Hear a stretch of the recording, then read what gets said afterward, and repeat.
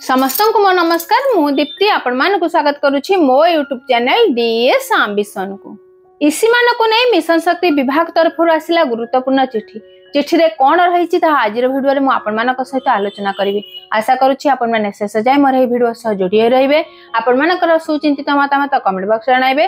जदि वीडियोटी भल लागला तबे लाइक करिवे, शेयर करिवे। जदि हम चैनल को नुवा करि विजिट करूछन्ती तबे सब्सक्राइब करिया को भूलिबे नाही। मिशन शक्ति विभाग तरफ 22/1/2025 रे एक लेटर आसीथिला। जो लेटर अनुसार ग्राम पंचायत स्तरीय संघ स्वयं गोष्ठी आंचलिक मंच बीएलएफ डीएलएफ रे जो माने लीडर भाबे कार्य करछन्ती सेमानकु रोटेशन करा जिवो। सेमानक स्थान रे नुवा सदस्य मानकु चयन करा जिवो। एही लेटर को गाइडलाइन को बेस करी 24/4/2025 रे मान्यवर हाईकोर्ट एक निर्देशनामा जारी करथिले।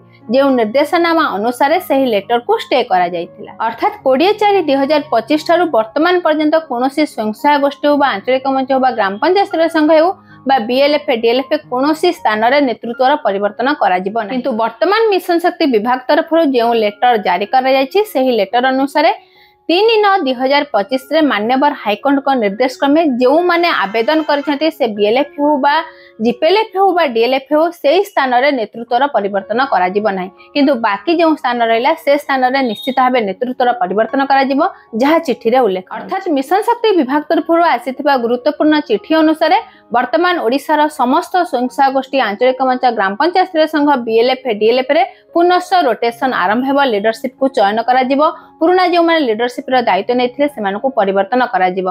किंतु जो माने केस फाइल करिसथि मान्यवर हाईकोर्ट निकट रे तो सेमानकर किंतु रहिता देश वर्तमान सुधा जाय रहिछि। वर्तमान मध्य सेमानकर केस जेहेतु उठी नै तो सेमानक स्थान रे से स्थान रे कोनोसी नेतृत्वर परिवर्तन करा जिवो नै।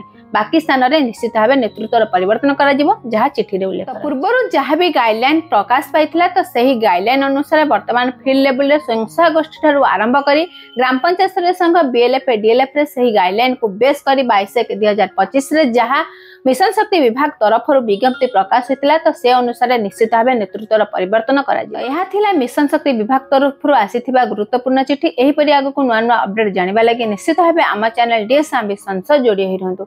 समस्त को मो तरफ आम चैनल तरफ बहुत बहुत धन्यवाद।